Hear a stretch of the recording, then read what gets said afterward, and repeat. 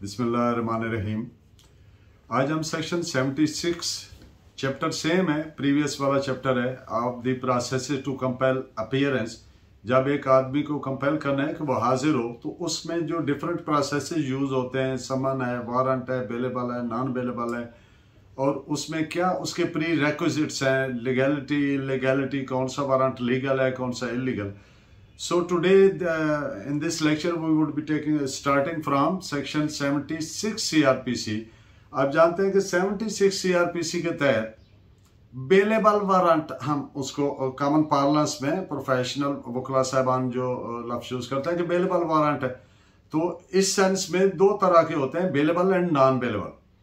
तो normal practice ये है कि इनिशियल स्टेज पे बेलेबल ही जारी होता है, और बेलेबल को अगर कोई फ्लाउट करे, विलफुली डिसोबे करे, या कोई उसको डिलिबरेटली अपने आप को कंसील कर रहा हो, आउटला होने की कोशिश कर रहा हो, तो only then non bailable warrant is issue. तो बेलेबल वारंट में ये होता है कि बेलेबल वारंट पे कोर्ट इंडोर्स कर देती है कि इसका जो एग्जीक्यूटर है, जो पुलिस ऑफिसर को ये नॉमिनेट किया जाता है, तो पुलिस ऑफिसर को एंडोर्समेंट उसके ऊपर होती है कि इस बंदे के इतने के बॉन्ड या मुचलके लेके इसको पाबंद कर दे कि to appear before the court. तो दिस इज सेक्शन 76। इसमें नंबर 1 एंडोर्समेंट का होना जरूरी है, नहीं होगा तो इलीगल हो जाएगा। नंबर 2, इसमें जो श्योरिटीज है उसका कोर्ट बता देगी कि 1 या 2 जितने भी जिस तरीके से भी श्योरिटी लेनी है उसकी अमाउंट क्या होनी है, और वो मेंशन्ड होगा कि कितने की श्योरिटी लेनी है। और तीसरी बात कि उसको ये बताना कि कब, कहाँ, किस अदालत में, किस वक्त, किस तारीख को पेश होना है। तो अब ये पुलिस ऑफिसर ने ये वारंट एग्जीक्यूट कर दिया बेलेबल, और ये सारी चीजें पूरी कर दी, तो इसकी बाबत जो रिपोर्ट है वो ऑनरेबल कोर्ट जिसने वारंट इशू किया है उसको इसकी रिपोर्ट सबमिट करेगा। इसमें कोर्ट की सवाबदीद है, keeping in view the facts and circumstances of the case, हालात वाकयात के मुताबिक कोर्ट के बेलेबल वारंट जारी करना है, कितनी की अमाउंट, कितनी की श्योरिटी, वट एवर उसकी जो प्री रेक्विजिट्स है वो केस की नौयत के मुताबिक, केस की नौयत जुर्म की नौयत मद्देनजर रखती हुई, तो उसके मुताबिक कोर्ट उसको करेगी। This is provided, reliance in this regard is AIR 1948, Allahabad, page 72। High court जब वारंट जारी करती है तो इसमें थोड़ा सा रूटीन से एक एक्स्ट्रा एक ही बात हो सकती है कि हाई कोर्ट नॉर्मली हमने देखा जिस कोर्ट ने वारंट जारी किया वही उसको कैंसिल कर सकती है, वही उसको बेल ले सकती है या रिफ्यूज कर सकती है, जो भी पार्स है। लेकिन हाई कोर्ट के जिम्मन में जो वारंट जारी, ऑलवेज रिमेंबर कि सेक्शन 76 के पैरामीटर हमेशा मद्देनजर रखते हैं, are to be read with, वो that is provided, that is pertaining to taking of sureties और सो एंड सो। तो हाई कोर्ट जब वारंट जारी करती है तो उसमें यह भी वो कर सकती है कि जो सब कि इस आदमी को वारंट एग्जीक्यूट करके तो later be produced before a subordinate court. तो जो सबऑर्डिनेट कोर्ट है वो इसको, इस ऑर्डर को इस हद तक डिसरिगार्ड कर सकती है कि उसने अपनी डिस्क्रिप्शन यूज करनी है कि बेल लेनी है या नहीं लेनी, व्हाटएवर। तो इसमें एक और बात आप नोट कर लीजिए, ये जो हाई कोर्ट का इख्तियार है वारंट जब इशू करते कि इसमें सेक्शन 427 जो है सीआरपीसी वो या 76 इनको अपने अपने प्रॉपर पर्सपेक्टिव में परसीव करना है।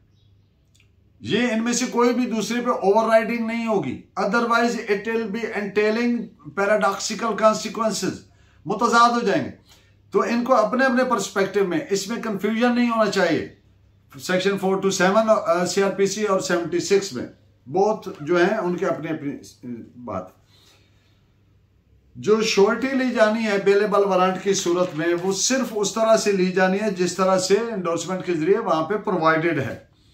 ये नहीं कि वहां पे कोई अपनी मर्जी करने की, नहीं इतनी की दें या इतनी की दें। तो ये मुख्तसर सी बात है 76 की।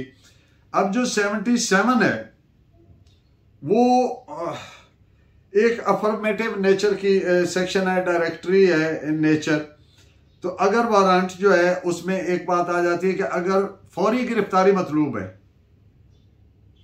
और कोई पुलिस ऑफिसर अवेलेबल नहीं है, सूरत हाल ऐसी है, तो जो ऑनरेबल कोर्ट है, magisterial court, can direct any person और persons to execute the warrant, और वो कानूनन पाबंद होंगे, वो अदालती हुक्म होगा उन पे। किसी भी फर्द या अफराद को मैजिस्ट्रियल कोर्ट वारंट एग्जीक्यूट करने का हुक्म दे सकती है if police officer is not available. This is section 77। अगर और दूसरी बात 77 की कि अगर एक से ज्यादा पुलिस अफसरान को नॉमिनेट किया है ऑनरेबल मैजिस्ट्रियल कोर्ट ने, तो उनमें से कोई एक भी जो है वो उसको एग्जीक्यूट करवा सकता है, या सारे करवा सकते हैं या कोई एक भी करवा सकता है। ये जरूरी नहीं है कि वो सारे ही करवाएं।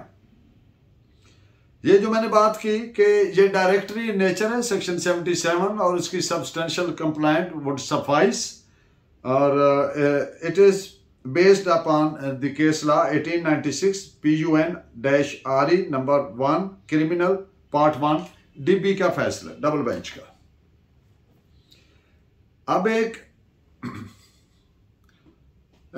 सूरत हाल है कि जो मैजिस्ट्रियल कोर्ट है, but keeping in view the parameters of warrant, arrest, not arrest, 87-88 CRPC, तो जब पुलिस ने एक रिपोर्ट भेजी और उसके तहत कुछ मुल्जिमान को खाना नंबर 2 में रख दिया। आप जानते हैं कि जो इन्वेस्टिगेशन में बेगुनाह होते हैं पुलिस उनको कॉलम नंबर 2 में मेंशन करती है। तो कॉलम नंबर 2 में दिए गए मैजिस्ट्रेट की बाबत ये ज़हन में रहे कि जो मैजिस्ट्रेट है that is not just post office, कि पुलिस ने लिख दिया कि जी ये चालान फेस करेंगे, ये मुल्जिमान खाना नंबर 3 में जो होते हैं वो चालान जो होते हैं, और ये जो है कॉलम नंबर 2 में खाना 2 के, तो मैजिस्ट्रेट ये नहीं है कि लेट ऑफ कि जाएं जी आप मौज करें, आप फारिग हैं, ऐसा नहीं है। मैजिस्ट्रेट इज सपोज्ड, जो लीगल रिक्वायरमेंट है मैजिस्ट्रेट से, to apply his conscious active judicial mind to the facts and circumstances of that very case, और फिर उसके बाद to come to a conclusion whether to agree with that report or not. तो वो if he doesn't agree, तो then he can take any of the measure according to the situation and nature of the offense, and can also make him arrest, and if he is not present can issue a warrant, bailable or non-bailable according to the situation, and can also proceed under section 87 and 88। आगे चल के इन दोनों sections बड़े important हैं, इन पे detail बात होगी, लेकिन फिलहाल इतनी सी बात है कि 87 के तहत किसी भी मुल्जिम को जो पेश नहीं हो रहा तो उसको कोर्ट प्रोक्लेम ऑफेंडर डिक्लेयर करती है, यानी इश्तिहार उसके खिलाफ जारी होता है, इश्तिहारी मुल्जिम हो जाता है इसके तहत। और सेक्शन 88 के तहत उसकी प्रॉपर्टी जो है वो उसको अटैच कर लेती है, फिर वो ना फरोख्त हो सकती है ना वो इस्तेमाल हो सकती है, वो इंटैक्ट रहेगी जब तक वो अपने आप को सरेंडर नहीं करता उसके सामने। तो इस पे आप केस ला, ये जो मैंने बातें की इस पे आप नोट फरमाइए, 2014 YLR पेज 660। सेक्शन 78 जो है CRPC, इसमें एक ऑनरेबल मैजिस्ट्रेट के पास ये इख्तियार है कि वो किसी लैंड ओनर, मालिक की जमीन को, या किसी मैनेजर ऑफ द लैंड, ठेकेदार बोल दें, को मुजारा है, आधे पे है, बटाई पे है वगैरह, उसको भी हुक्म कर सकती है कि किसी इश्तिहारी मुल्जिम को, या कोई सजा जिसको कन्विक्टेड पर्सन है, भाग गया है समहाउ कस्टडी से, या कोई एस्केप हुआ है गिरफ्तारी कस्टडी से, या कोई और आदमी जिस पे इल्जाम है नॉन बेलेबल ऑफेंस करने का, तो उस एरिया के जो मालिकाने जमीन है या मालिक जमीन है या मैनेजर है, मुजारा है, ठेकेदार है, वटएवर, उसको हुक्म कर सकती है कि आपने इस आदमी पे वारंट एग्जीक्यूट करना है। तो जब वो मतलूबा शख्स जिसको गिरफ्तार किया जाना मतलूब है वो उसकी जमीन पे पांव रखेगा तो वो उस पर एग्जीक्यूट करके, हाँ एक बात है कि without delay shall produce him before the nearest magistrate. Section 79, इसमें मेन बात एक है कि जब ऑनरेबल मैजिस्ट्रेट वारंट पे नॉमिनेट करता है किसी पुलिस ऑफिसर को, तो इसमें डेलीगेशन ऑफ पावर है। तो पुलिस ऑफिसर किसी सबऑर्डिनेट पुलिस ऑफिसर को नामजद करके इंडोर्स करके, इंडोर्समेंट नहीं करेगा तो गलत हो जाएगा, उसी वारंट पे इंडोर्स करेगा, उसको नॉमिनेट करेगा, तो वो इस तरह से अपनी पावर डेलीगेट कर सकता है, यानी आगे तफवीज कर सकता है अपने सबऑर्डिनेट पुलिस ऑफिसर को। लेकिन याद रहे वो सिर्फ सबऑर्डिनेट पुलिस ऑफिसर को कर सकता है। यहां पे वर्ड शेल और police officer, subordinate police officer use है। इसमें प्रोसेस सर्वर या तामीलिया या कोई चौकीदार या उस एरिया को किसी और को नहीं कर सकता, सिर्फ और सिर्फ पुलिस ऑफिसर को करेगा। तो ये इसमें सेक्शन 79 का जिस्ट है। इंडोर्समेंट के बगैर इलीगल होगा, इस पे केस लॉ लिखिए 1962 2 क्रिमिनल लॉ जनरल पेज 437, और ये डेलीगेशन ऑफ पावर जो है इस पे 1900 ब्रैकेट में आगे 27 कैलकाटा पेज 457। एक सिचुएशन ऐसी है जिसमें पुलिस ऑफिसर 79 के तहत भी आगे डेलीगेशन नहीं कर सकता, और वो सिर्फ ये है कि when some special warrant issued by the magistrate, तो उसमें वो डेलीगेशन ऑफ पावर नहीं कर सकता। और इस पे पॉइंट नोट कीजिए AIR 1948 लाहौर पेज 81। इंडोर्समेंट जब करता है पुलिस ऑफिसर आगे for delegation of power to another subordinate police officer, तो उस पर प्रॉपर उसके साइन, सिग्नेचर, ओहदा और सारी चीजें होनी चाहिए, अदरवाइज वो इलीगल हो जाएगा। इस पे केस लॉ लिखिए 1901 5 कैलकाटा WN 447। तो मैंने कहा जो किसी तामीली वगैरह को नहीं मुकर्रर कर सकता है, इस पे भी एक और केस लॉ लिख लीजिए 1900 पे 27 Calcutta 457। I think it has been repeated. Police officer, this is section 80 CRPC। इसका लुबिलबाब जिस्ट खुलासा ये है कि जब पुलिस ऑफिसर एग्जीक्यूट करेगा वारंट को, यानी गिरफ्तार करेगा किसी उस मतलूबा आदमी को, तो उसको नोटिफाई करेगा about the substance of the warrant. इसका मकसद यह है कि उसको क्यों गिरफ्तार किया गया है, नेचर ऑफ द ऑफेंस, क्या वो बेलेबल है, नॉन बेलेबल है, बेलेबल है तो उसके मुताबिक उसको ब्रीफ करेगा कि आप इस तरह श्योरिटी दे और इतनी अमाउंट की श्योरिटी दो, इस तरह जामिन दो, और फलां तारीख फलां डेट फलां कोर्ट में पेश होना है, ये जुर्म, यानी उसके मुताबिक कंप्लीट जो ब्रीफिंग है वो उसको देने का पाबंद है। This is section 80। अगर नहीं देगा तो गलत करेगा। अब इसकी डिफरेंट जो सिचुएशंस पैदा हो सकती हैं उन पे दो तीन चार केसला और वो सूरत आपके सामने रखता हूं। ये जो सब्सटेंटिव है, सब्सटेंस उसको नोटिफाई करना है, इस पे एक केसला लिखिए 1855 23 कैलकाटा पेज 891। अब इसका ऑब्जेक्ट क्या है, उसको नोटिफाई करने का ऑब्जेक्ट क्या है?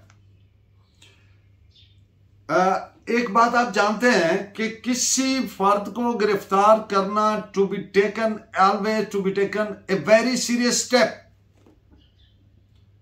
It is amounting to compromise the basic fundamental rights of a person, right of life, right of movement, fundamental rights पे बात हो रही है, वो कर्टेल होने जा रहे हैं।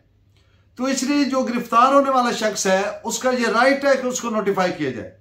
और ये राइट क्यों दिया गया है, इसके पीछे पर्पस, ऑब्जेक्ट क्या है, इससे कानून की मंशा क्या है?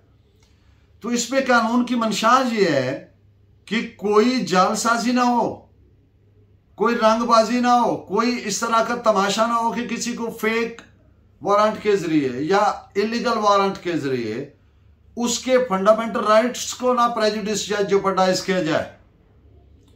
तो basically it safeguards the fundamental rights of a citizen of the state. Basic इसका जो ऑब्जेक्ट है उसके फंडामेंटल राइट्स की प्रोटेक्शन है। To save a person from unwarranted और illegal arrest, unauthorised unwarranted illegal arrest, तो it is provided in the judgment इस point पे। और जब वो गिरफ्तार करे तो विदाउट डिले उसको पेश करे कोर्ट के सामने, उसमें कोई डिले नहीं होना चाहिए। AIR 1918 इस पॉइंट पे, पटना पेज 613। अगर नोटिफाई नहीं किया, उसको डिटेल्स ब्रीफिंग नहीं दी, उसको उसका लुबलबाब नहीं समझाया कि क्या मामला है, तो इलीगल हो जाएगा। This is 1912-13 criminal law journal page 590। जो गिरफ्तार होने वाला शख्स है उसका ये राइट है कि वो गिरफ्तार करने वाले शख्स को देखे एक बार। ये नहीं है कि उसे पकड़े, उस पर कपड़ा डांपें, ऊपर कंबल डालें, ऊपर दरी डालें, मास्क डालें और वो देख ही ना सके मुझे किसने गिरफ्तार किया। ये होता है, ये नहीं होना चाहिए, इलीगल है। दूसरी बात, उसका ये राइट है गिरफ्तार होने वाले का, वो पूछे जो उसके जहन में सवालात है, क्यों गिरफ्तार किया जा रहा है, under what authority, he may inspect the warrant. उसको रिफ्यूज नहीं कर सकता एग्जीक्यूटर ऑफ वारंट, यानी पुलिस ऑफिसर जो अथराइज्ड है, नॉमिनेटेड है, वो उसको इनकार नहीं कर सकता। वो पाबंद है कि उसको इंस्पेक्ट करवाए, उसको दिखाए। तो इस पे केस ला लिखिए कि 1896 18 इलाहाबाद पेज 246।